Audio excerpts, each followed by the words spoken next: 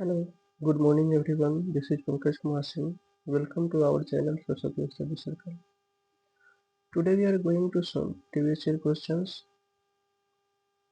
Set 1, question code 430/6/1.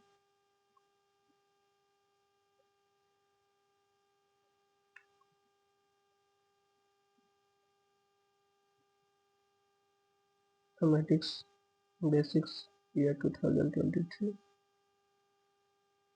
This is necessary to all of you to get better score in your mathematics basic. Just before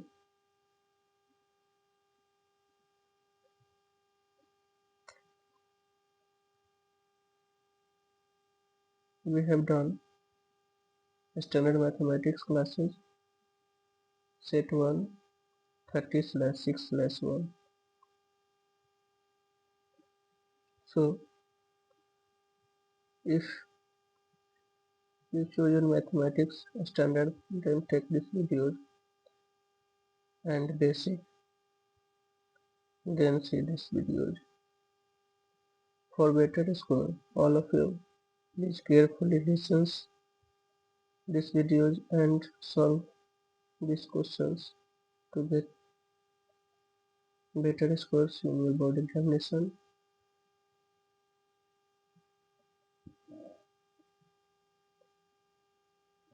If you revise all courses in short times, then you can see our previous videos in playlist Saraswati Study Mathematics, Saraswati Mathematics,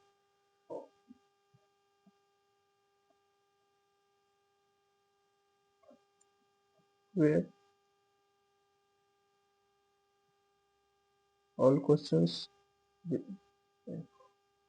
from chapter 1 to chapter 15, including examples, notes, theory, and exercise solutions.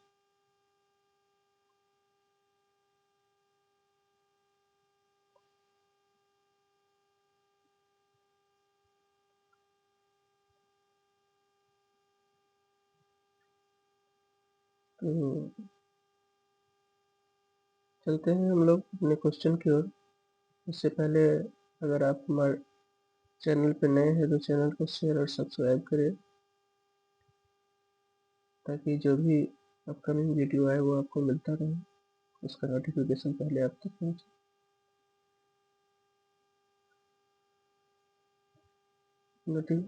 Subscribe करने का कोई charges नहीं है, अभी subscribe आपको free में की मिल रहा है सब्सक्रिप्शन, इसलिए आप हमारे चैनल को सब्सक्राइब कर सकते हैं, इसके लिए कोई कॉस्ट नहीं लगता है। और इसी तरीके से हर सब्जेक्ट का, हर क्लासेज का अप टू ग्रेजुएशन लेवल और कॉम्पिटिटिव मैथमेटिक्स में, इसके अलावा टोटल सब्जेक्ट ग्रेजुएशन लेवल तक आपको कराए जाएंगे। लेकिन जब तक आप हमारे चैनल को सपोर्ट नहीं करेंगे, हम उस हद तक मेहनत नहीं कर पाएंगे। इसलिए आपसे रिक्वेस्ट है कि आप हमारे चैनल को सपोर्ट करें सब्सक्राइब करके, ताकि हम आगे जितने हमने वादा किया है वो सारे को मुफ्त में आपके क्लासेज कराएं। अगर आप किसी तरीके की कोई कठिनाई होती है तो हमारे व्हाट्सएप चैनल या व्हाट्सएप नंबर जो दिख रहा है उस पर मैसेज कर सकते हैं। हमारा फेसबुक पेज है, आप वहाँ भी फॉलो कर सकते हैं, सरस्वती मैथमेटिक्स और पंकज सिंह के नाम से। इसके अलावा आप व्हाट्सएप चैनल से जुड़ सकते हैं, टेलीग्राम चैनल है हमारा, और यूट्यूब पे देख रहे हैं तो हमारे यूट्यूब चैनल को सब्सक्राइब करेंगे, शेयर लाइक कमेंट जरूर करेंगे। अगर आप एनसीईआरटी के फुल कोर्सेज का रिवीजन करना चाहते हैं तो हमारे प्लेलिस्ट में अवेलेबल है वीडियो, चैप्टर 1 से चैप्टर 15 तक फुल कोर्सेज है, एग्जाम्पल, एक्सरसाइज, नोट्स। उसके अलावा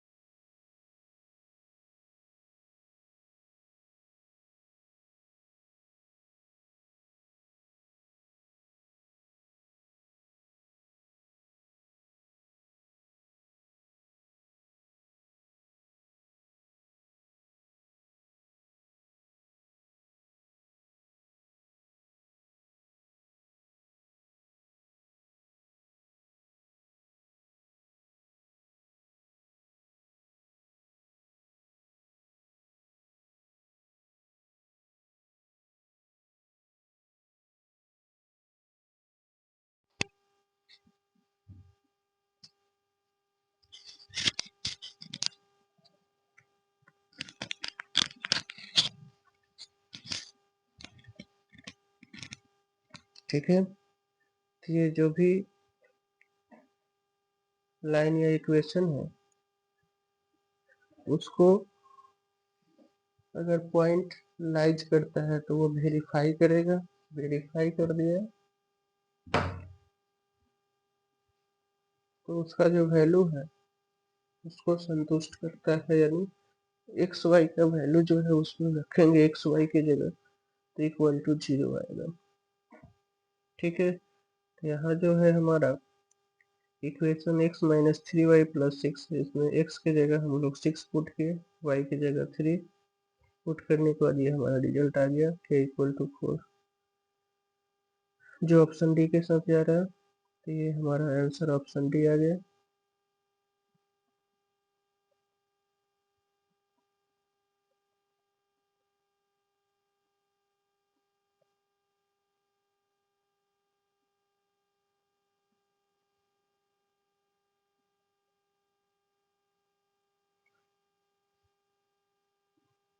नेक्स्ट हमारा है question number 9, the prime factorization of the number 2304 is. अब इसका प्राइम फैक्टराइजेशन करना है। ठीक है, प्राइम फैक्टराइजेशन आप लोग को आता ही है। 04 चेक कीजिए कितना से कटने वाला है, 3 से कटेगा,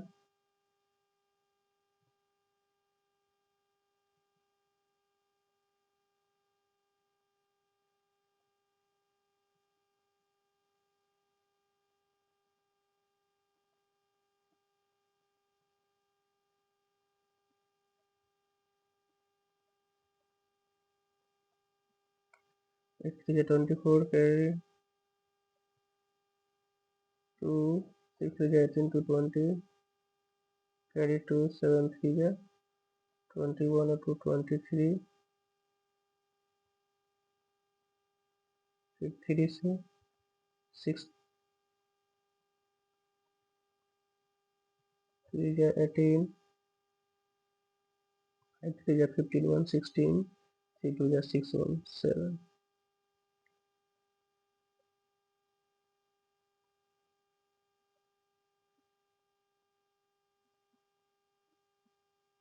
2 से 1 to 8 2 से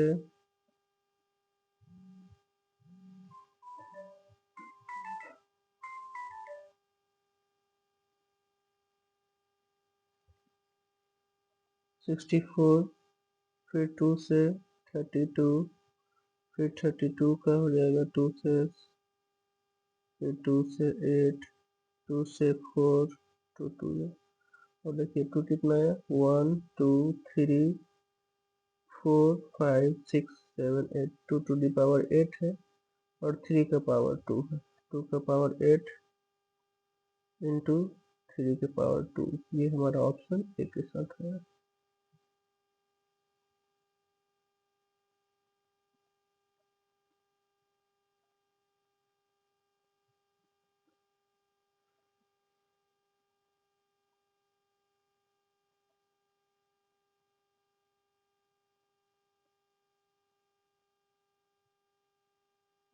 ठीक है, तो इस तरीके से प्राइम फैक्टर आपको आता ही है, आसानी से इसको सॉल्व कर लेंगे इस टाइप के क्वेश्चन को। चलिए नेक्स्ट हम लोग आते हैं नेक्स्ट क्वेश्चन की ओर, क्वेश्चन नंबर 10।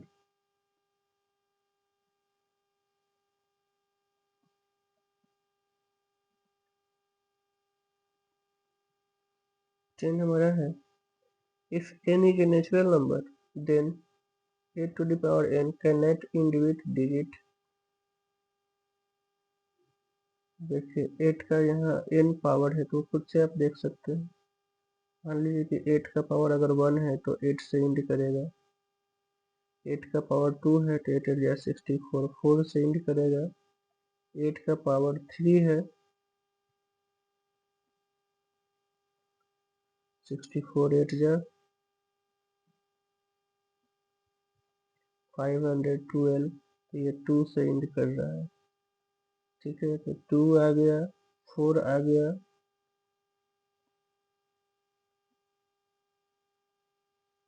अब 8⁴ करते हैं,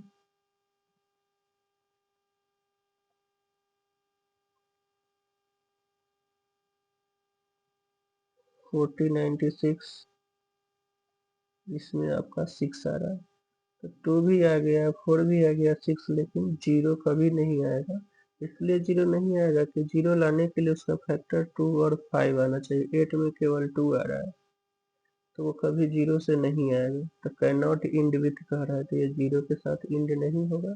बाकी जितने नंबर है देखिए, 4 आ गया, 2 आ गया, 6 भी आ गया।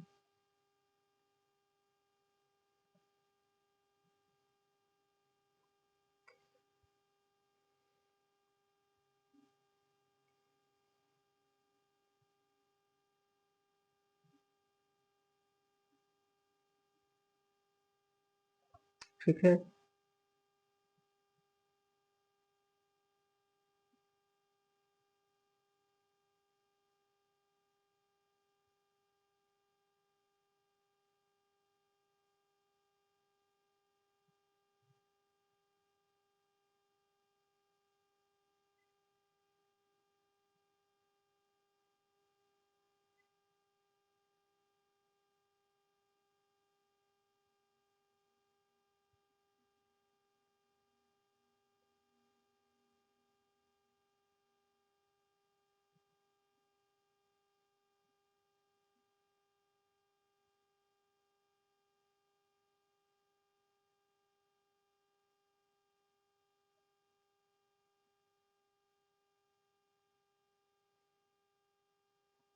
चलिए आते हैं हम लोग नेक्स्ट क्वेश्चन की ओर। क्वेश्चन नंबर 11,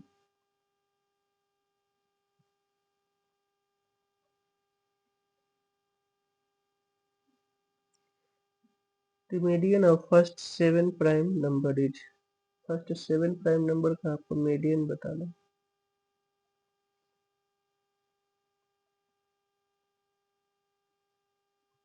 तो फर्स्ट 7 प्राइम नंबर होगा कौन कौन?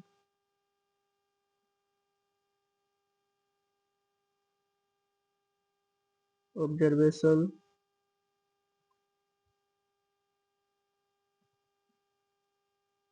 7 प्राइम नंबर है तो 2 होगा, 3, 5, 7, 11, 5 हो गया। अब n इक्वल टू हमारा 7 है, सॉरी 5 हुआ, 11 के बाद 13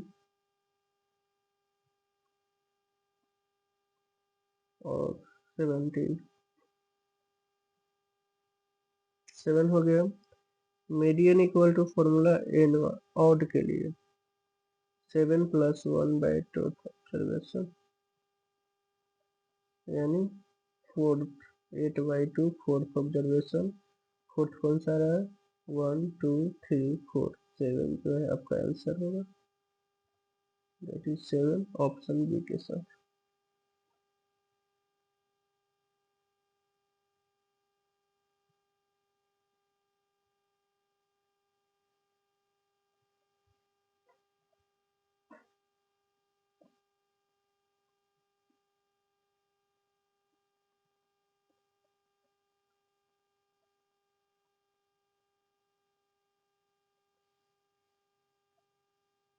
ठीक है, अब इसके बाद हम लोग आते हैं क्वेश्चन नंबर 12 के साथ। मीडियन का बेसिक आपको फॉर्मूला है, बेसिक पता होगा ही।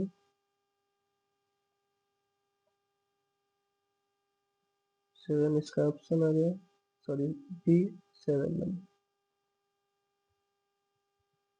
क्वेश्चन नंबर 12 का, if 2, 4 is the midpoint of the line segment joining 6, 3 and A5, 2, 4 midpoint दिया हुआ है, then the value of A।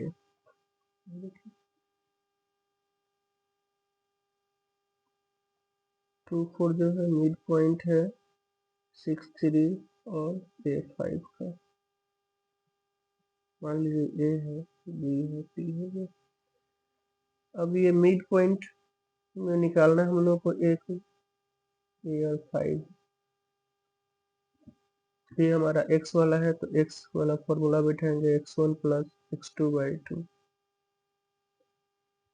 ठीक है, x हो गया यहाँ पे 2, x1 हो गया 6 प्लस a बाई 2, 2 जा 4 equal to 6 plus a equal to 4 minus 6 minus 2, option D के साथ। ठीक है, तो मिड पॉइंट का फॉर्मूला आपको पता ही है। इसमें कह रहा है 2 4 is the mid point, 2 4 mid में हो गया। उसके बाद 6 3 एक तरफ a5। मिड पॉइंट का फॉर्मूला जो होता है उसमें हम लोग को x का केवल वैल्यू निकालना है, क्योंकि x में a है। x equal to x1 plus x2 by 2, x हमारा 2 हो गया, x1 6 और x2 a। सॉल्व किए, सॉल्व करने के बाद हमारा a इक्वल टू -2 आया, जो कि ऑप्शन डी है।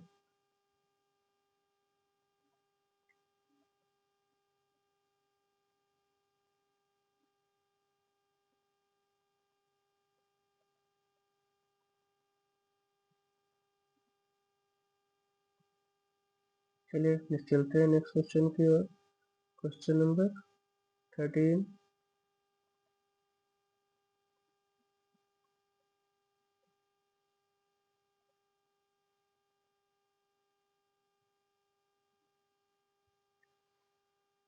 इसके लिए आपका है the value of k for which the system of equation kx plus 2y equal to 5 and 3x plus 4y equal to 1 has no solution। No solution के लिए नो सॉल्यूशन का कंडीशन क्या होता है, a1 by a2 equal to b1 by b2 does not equal c1 by c2। a1 आपका k हो गया, a2 3 equal to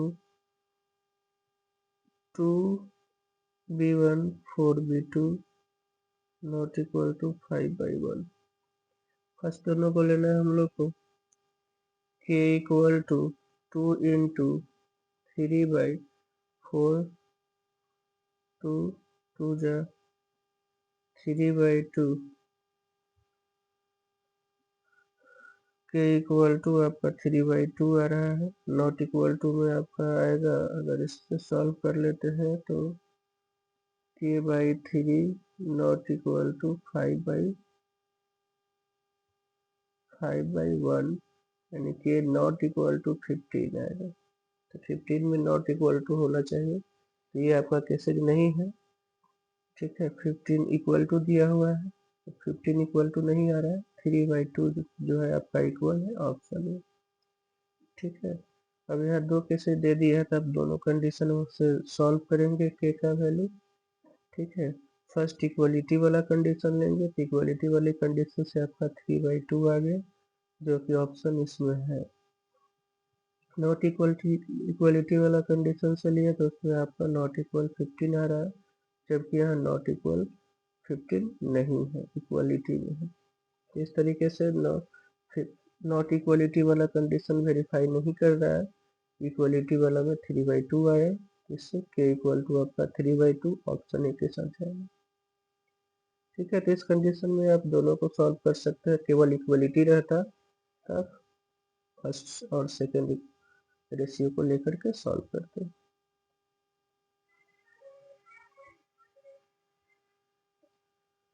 ठीक है, कंडीशन आपको याद रखना चाहिए नो सॉल्यूशन के लिए, और इसी का अगर लाइन वाले में कुछ है ग्राफ में, तो ये जो होता है पैरेलल लाइन है। चलिए आते हैं हम लोग नेक्स्ट क्वेश्चन की ओर।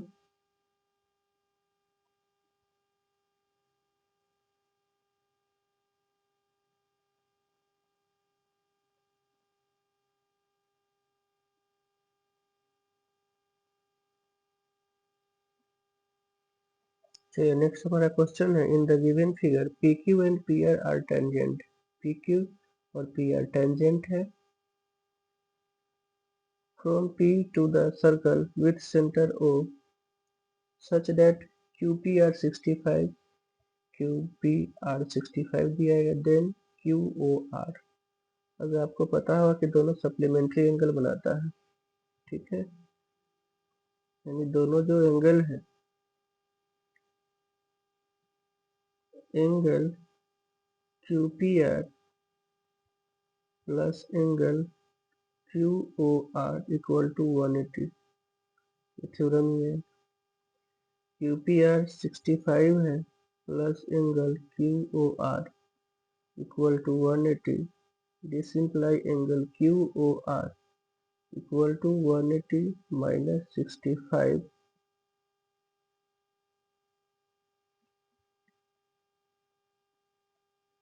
115 ऑप्शन सी के साथ.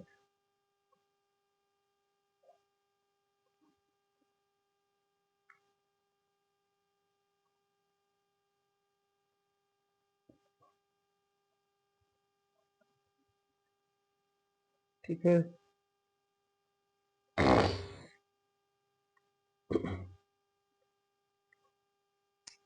चलिए आते हैं हम लोग नेक्स्ट क्वेश्चन की ओर. Question number 15.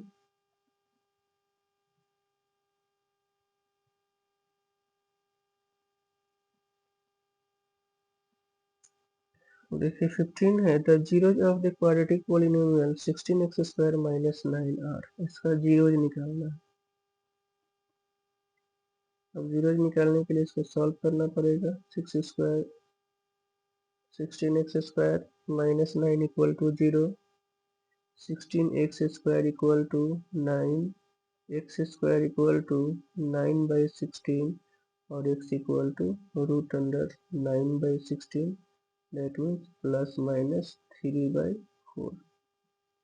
ठीक है, प्लस में भी 3/4 माइनस में भी 3/4. ऑप्शन बी के साथ आ रहा है. ठीक है, ऑप्शन बी आपका आंसर होगा.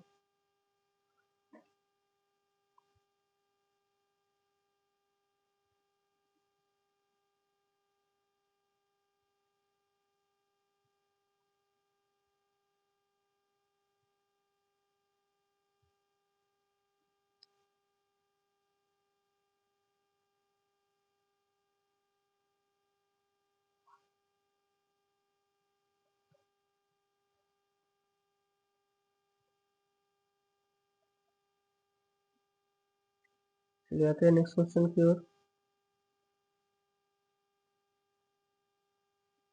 Question number 16.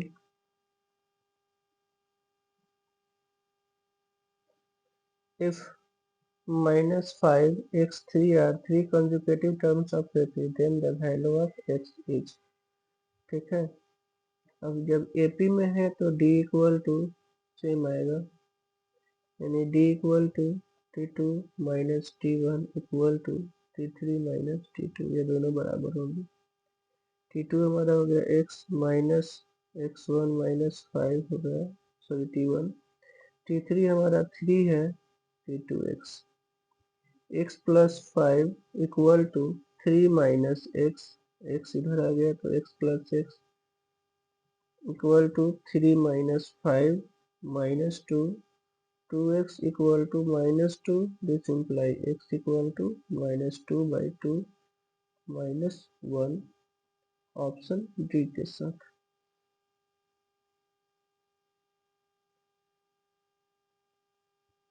तो जब भी कंजुगेटिव टर्म AP का दिया हो तो डिफरेंस वाला फॉर्मूला लगाएंगे. कंजुगेटिव टर्म का डिफरेंस इक्वल होता है, तो दो टर्म लिए फर्स्ट सेकंड उसका डिफरेंस, फिर सेकंड थर्ड उसका डिफरेंस, दोनों का डिफरेंस इक्वल होता है. इक्वल कर देंगे, सॉल्यूशन आपका जो है आ जाएगा.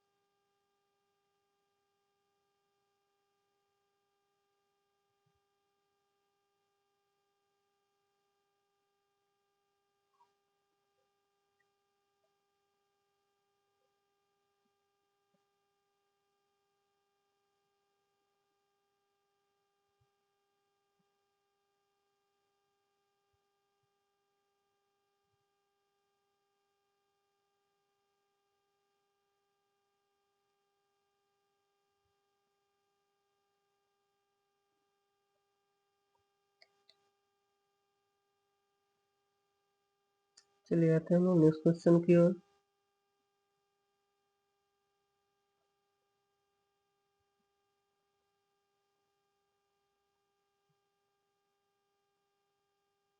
इसका ऑप्शन डी है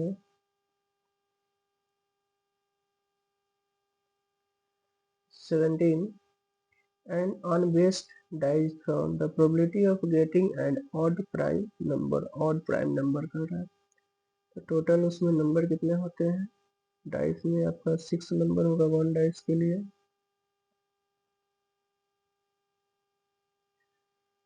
तो एन एस आपका तो हो गया 6।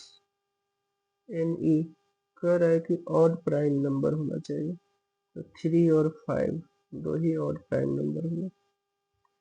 P equal to N E by N S, ठीक है। अब ये आपका 2/6 1/3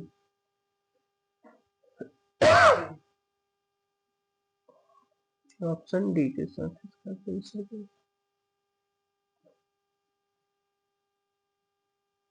ठीक है, प्राइम नंबर तो 2 से स्टार्ट होता है, 2 3, उसके बाद इसमें जो है 5 फिर 7 होता है। बट यहाँ लिखा हुआ है कि ऑड प्राइम, तो 2 को नहीं लेंगे, 1 प्राइम नंबर में नहीं आता है।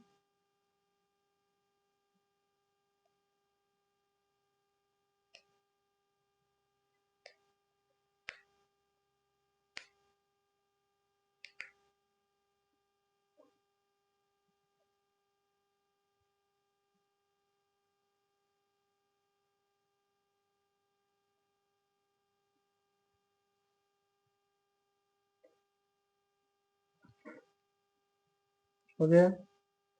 चलिए आते हैं नेक्स्ट क्वेश्चन की ओर।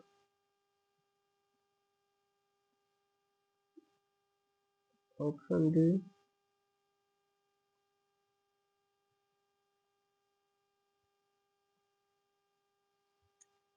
नेक्स्ट है, if the mean 6 7 x 8 y 14 is 9 then. अब यहाँ मीन दिया हुआ है, मीन के फॉर्मूला आपको पता होगा।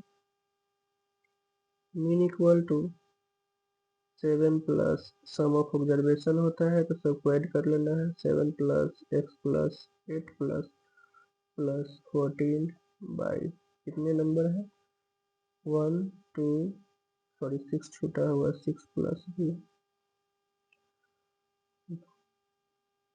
6 नंबर हो गया। मीन 9 दिया हुआ है, 9 इंटू 6 हो जाएगा, और इधर ऐड कर लेना है। 14 और 6 20, 20 और 8 28, 28 और 7 35 plus x plus y, x plus y equal to 54 minus 35 9, और 14 हो गया, 14 में से 5 गया 9, ये हो गया आपका 4 4 माइनस 3 1 19। ऑप्शन सी के साथ, और सी नहीं है, बी है, ऑप्शन बी के साथ। तो मीन इक्वल टू फॉर्मूला होता है जब इस तरीके का होगा तो sum of all observation by number of observation, ठीक है। नंबर ऑफ ऑब्जर्वेशन आपका 6 आ गया, सम ऑफ ऑब्जर्वेशन ऐड कर लेना है 2 2 4 5 6, ठीक है। 19 इसके साथ इसका आंसर आया एक्स प्लस वाई का।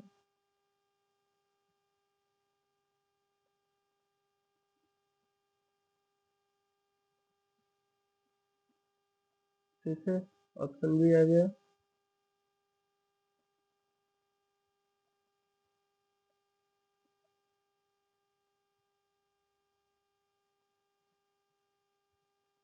चलिए आते हैं हम लोग नेक्स्ट क्वेश्चन की ओर।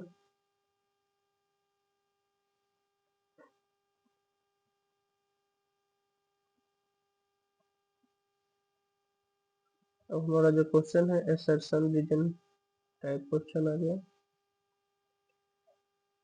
ऑप्शन सब में पहले ही दे दिया रहता है। ठीक है, दोनों क्वेश्चन के लिए ऊपर में जो दिए गए हैं वही ऑप्शन है, उसी से आपको आंसर लिखना है, ऑप्शन ए बी सी जो है।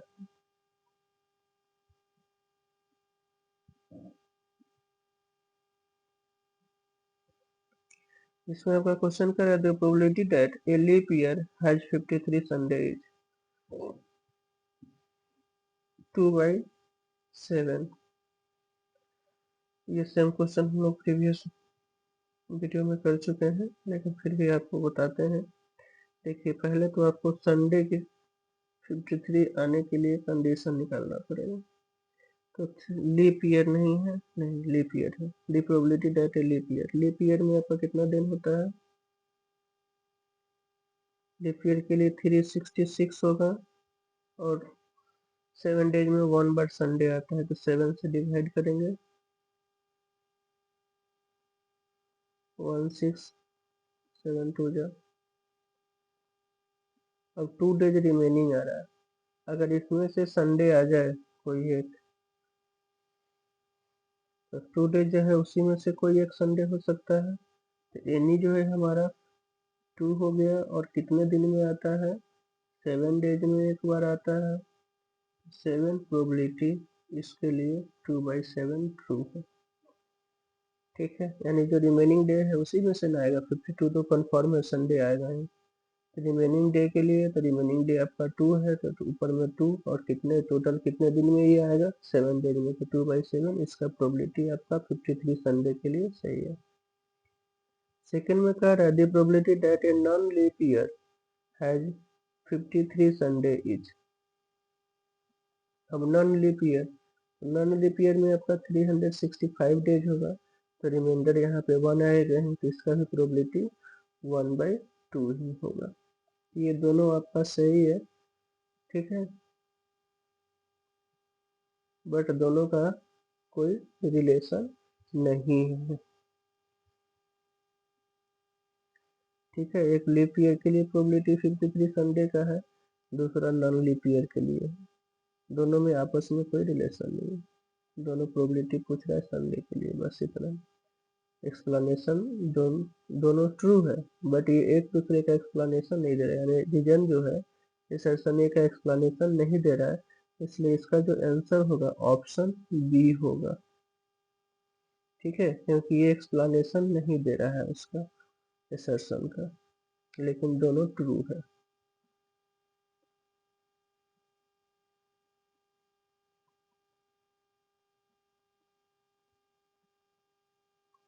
ठीक है, चलिए आते हैं हम लोग नेक्स्ट क्वेश्चन की ओर।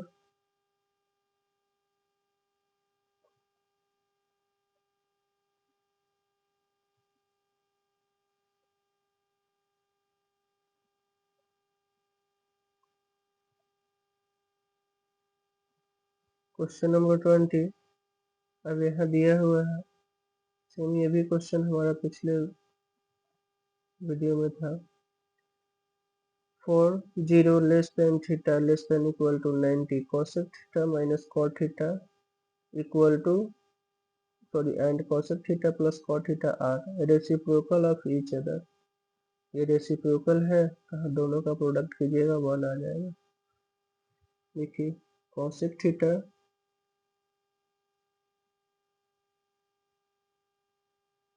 Minus cot theta into cosec theta plus cot theta, जब इंटू करेंगे तो ये हमारा आ जाएगा cosec square theta minus cot square theta equal to 1 होता है। दोनों का प्रोडक्ट हमारा 1 आ रहा है, इसलिए ये रेसिप्रोकल है, और ये करेक्ट एक्सप्लेनेशन भी दे रहा है, क्योंकि रीजन जो कह रहा है वो उसको वेरीफाई करने के लिए जरूरी है। तो ये ऑप्शन ए के साथ जाएगा, यानी assertion A and reason R both are true and assertion and region R is correct explanation of assertion A। ठीक है, इस तरीके से इसका जो आंसर होगा ऑप्शन ए होगा।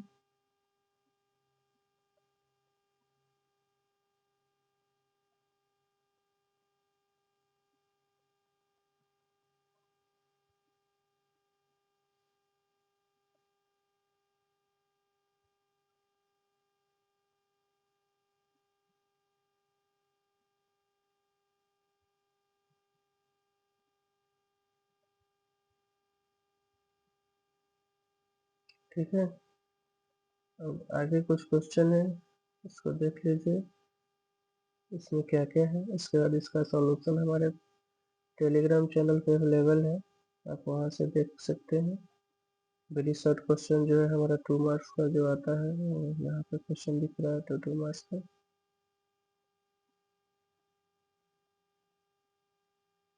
ठीक है, आप प्रैक्टिस कर सकते हैं। उसके बाद जस्ट ही हमारा ये सेशन कंप्लीट होने के बाद इसका सब्जेक्टिव सीरीज आएगा, जिसमें इस क्वेश्चन को हम लोग सॉल्व करेंगे।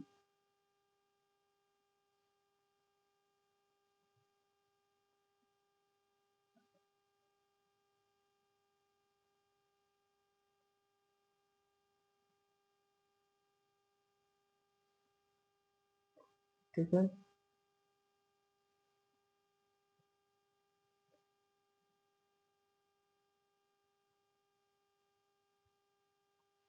सेक्शन सी में आपका 3 नंबर्स का है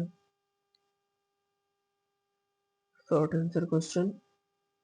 3 नंबर का क्वेश्चन पूछे जाते हैं इसमें।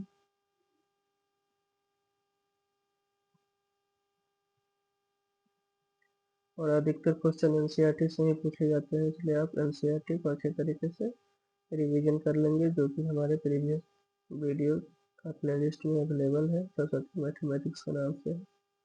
उस प्लेलिस्ट में जाकर के आप सारे वीडियो को देख सकते हैं, क्योंकि बिना एनसीईआरटी के सॉल्यूशन किए आपका रिवीजन सही समय पे नहीं हो पाएगा। और अधिकतर क्वेश्चन इसी से आते हैं, यही आपका मेन बुक है।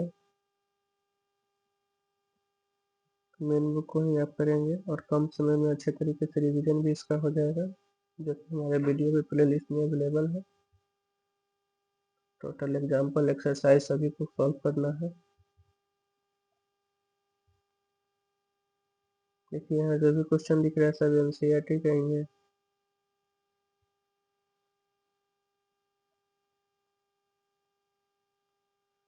3 नंबर के बाद 5 नंबर का क्वेश्चन पूछे जाते हैं सेक्शन डी में। देखिए 5 नंबर का क्वेश्चन से है।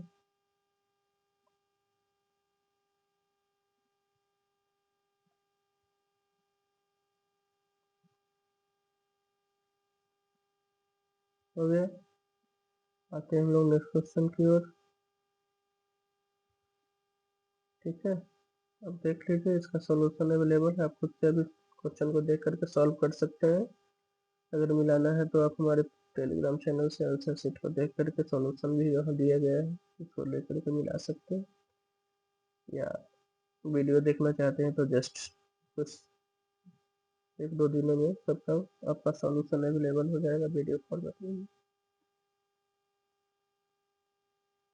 जैसे ही ऑब्जेक्टिव सीरीज मेरा खत्म होता है, सब्जेक्टिव सीरीज स्टार्ट हो जाएगा।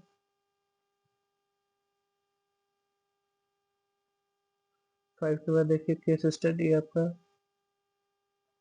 3 केस स्टडी क्वेश्चन पूछे जाते हैं, 4 नंबर का ईच है।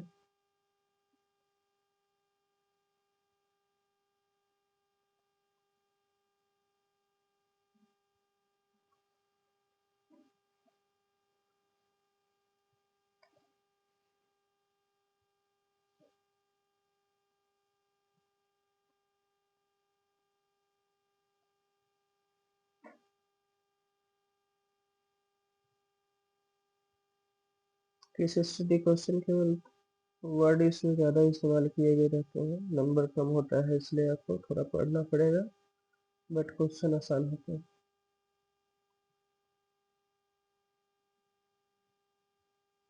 केवल क्वेश्चन को इतना देखने में बड़ा बना दिया जाता है कि देख करके ही आप लोग छोड़ देते हैं, बट ऐसा कुछ होता नहीं है। क्वेश्चन को थोड़ा सब्र से पढ़ना है, धीरे धीरे पढ़ने के बाद तब एक एक करके जो जो पॉइंट वही है उसका आंसर आपको लिखना है। इसी क्वेश्चन से पैसेज टाइप जैसे होता है वैसा ही हो जाता है। इंग्लिश में जैसे पैसेज करके जवाब देते हैं वैसे ही यहाँ है। कंडीशन को कैसे स्टडी में पढ़ना है, केस क्या क्या दिए गए हैं, उससे रिलेटेड क्वेश्चन को पढ़ के सॉल्व करिए।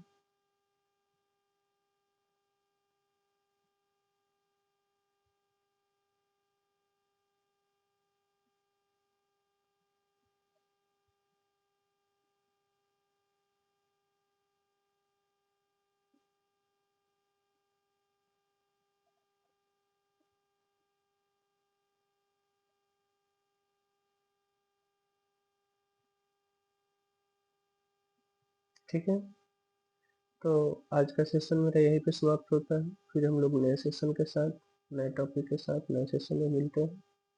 Thank you so much for watching. बस आपसे रिक्वेस्ट है कि हमारे चैनल को सपोर्ट करें, सब्सक्राइब करें, शेयर करें, लाइक करें। अगर आप फेसबुक पर देख रहे हैं तो फेसबुक पेज को फॉलो करें। पीडीएफ के लिए आप हमारे टेलीग्राम चैनल से जुड़ सकते हैं। हमारा व्हाट्सएप चैनल भी है, जो सत्य स्टडी सर्कल के नाम से, आप वहाँ भी जा करके ज्वाइन कर सकते हैं।